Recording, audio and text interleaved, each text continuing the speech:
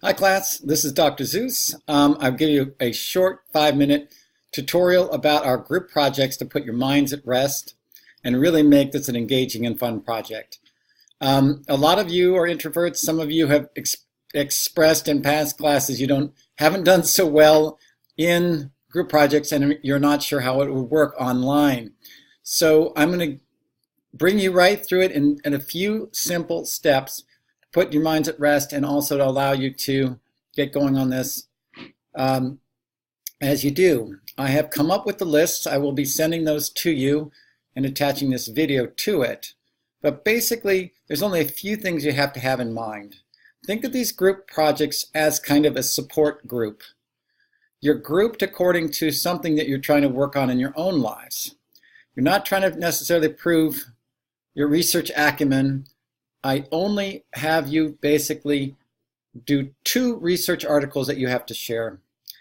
On at least one of the negative emotions. You don't have to do all 3 of them, the so-called antisocial and negative emotions. Remember, we think of them as positive in terms of using them as a doorway into ourselves. So they're not really negative per se, but they are sometimes unpleasant, uncomfortable. It's the things that get us inquiring about our emotions. So whether it's anger, shame, disgust, whatever it happens to be, that's our entry point.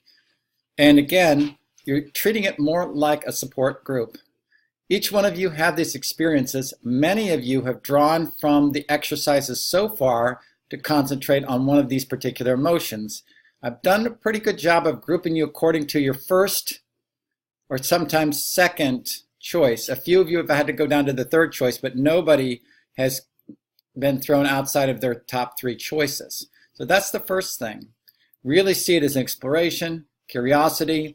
Draw upon your exercises so far in this class to provide the material. You can use the same material, but you're doing it in a group format, so it's going to be different.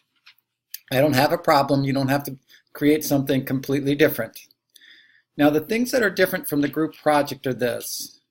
1, you're going to be engaging or trying to develop as a group a particular issue or theme. In the past, these things have been like divorce or the stresses of military families or something that you can actually apply this together as a group. If you find that your issues are so disparate, you can begin to maybe use 1 or 2 or what I really want to do, if you can though, is get the theme together. Try to develop a theme to work around. Something like that. Those ones I mentioned. So that's 1.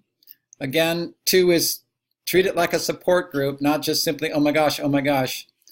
3, I have already set up the discussion groups for you.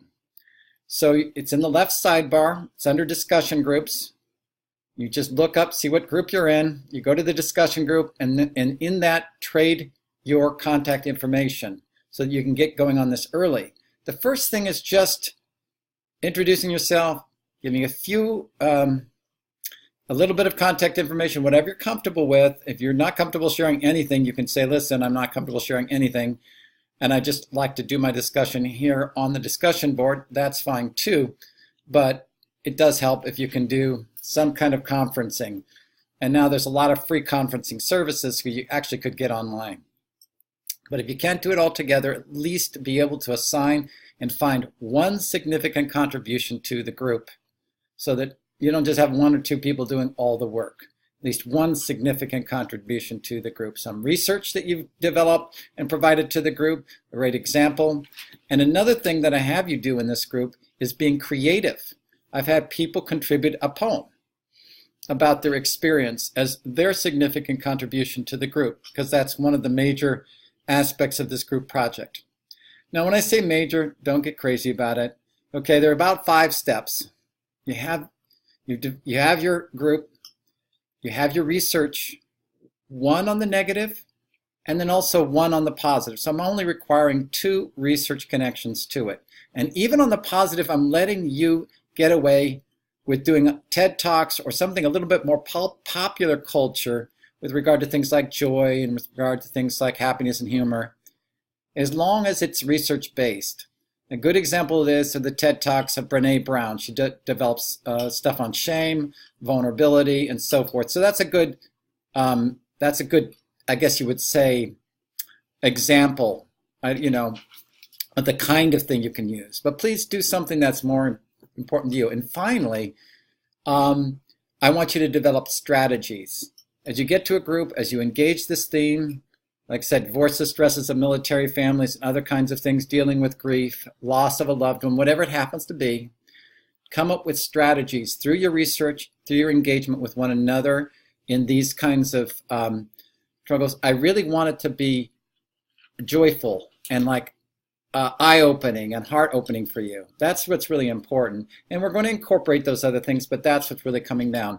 Now, in terms of the format, generally speaking, people have used PowerPoint, oftentimes with audio inserts, with the different people kind of contributing somewhat to that. A lot of times the groups will assign someone who's a little bit more of a techie, well, not necessarily techie, but comfortable assembling or at least teaching the others how to get the PowerPoint together, doing it themselves with significant contributions from the group. And sometimes there's some kind of videos. I had videos before as well. For the most part, those are the kind of the two formats we've done. If you want to use a different format, that's also fine. I've had some people, at least as part of that, doing a photograph of a montage board or something more creative, some of their drawings, poems, etc., to really, really enhance the presentation. Really love those kinds of things. So there you have it. Just summarized. Again, you're going to be in your group. You're going to go ahead and push some issue or theme that you can apply these particular emotions around, like divorce, military stresses, families, dealing with loss of a loved one, etc.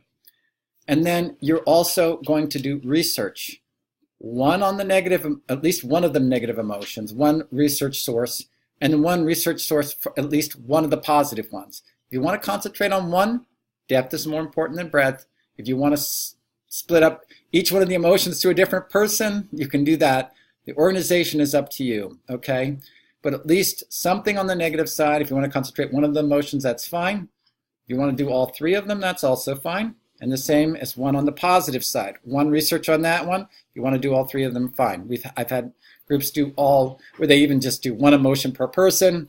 You know, if they're much more compartmentalized, if you're more organic, it kind of is more intermeshed. And finally, again, we're going to deal with strategies. We're going to provide at least a creative example somewhere, a creative contribution in the group. This can take the form of poems, drawings, or something else that you come up with, and then strategies and a conclusion. So it's not actually that difficult, and it's a real opportunity to get out of your shell, to exchange this, to see how you can support one another on this. As you've already seen in this class right now, I'm not a real hard butt about this, okay? I'm really realizing that you, especially when you have tender emotions and these things, it really helps to engage it if you feel supported and if you are able to be creative and authentic coming forward. So that's the main thing, okay? I've not found that these group projects ever make someone's grade go down. I have never seen it once in over 150 students. They either make your grade go up or it keeps the same way where it is, okay? And in fact, I don't think there's been below a B on these things. So don't so much worry about the grades, okay? Keep that fear off your plate. Offer what you can, really engage it, and allow this transformative process that's happening on your individual level to translate into group sharing. This is also going to be good for you professionally. You're going to be working with support groups. You're going to be working with actual clients one-on-one. And it's really important, and more that's being done online with Skype and other kinds of stuff. So this is going to be an important skill to learn in your professional life and as well as your personal life.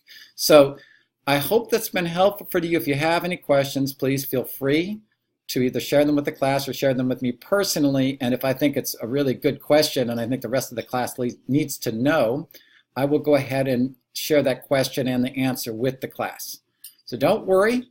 The last thing I have you know is I set up in these weeks, remember I've always also set up each week deals with one of the emotional classes. So you have a lot to draw on there. Okay, so we haven't, a couple of them we haven't faced yet, but you will. And the other thing is this too, is that as you go through this class, I provide in the questions of the week and in the discussion board, exploration questions on these different parts of the group process. So you don't even have to go ahead and find and scramble that on your own or as a group. I'm actually leading you through that. It becomes part of the work for each week. Okay? So even that you don't have to worry about. The main thing you have to do right now is get on the discussion board, check your group, get on the discussion board for that group, and share your contact information. I've had some problems in the past with people dragging their feet on that. Please do that immediately, okay? And try to schedule a time to group. On that discussion board, what I would like you to do is 3 things. Put your name, contact information, and a little bit about your own personal engagement with this particular group, why you were drawn to it. That's all. That's a good starter right there, okay? Then find times to either come together in writing or face-to-face with some kind of conference, and you're off and running, or cell phone or whatever it happens to be, okay? You can organize it as you like, and I will leave it at that, okay? I'm going to go ahead and just say go for it, and I look forward to seeing your process. If you have any kinds of questions or worries about it, you can still go ahead and email me and contact me through the messages in the Facebook, not Facebook, but Blackboard Learn. Okay? Appreciate it, and we will talk later. Bye-bye.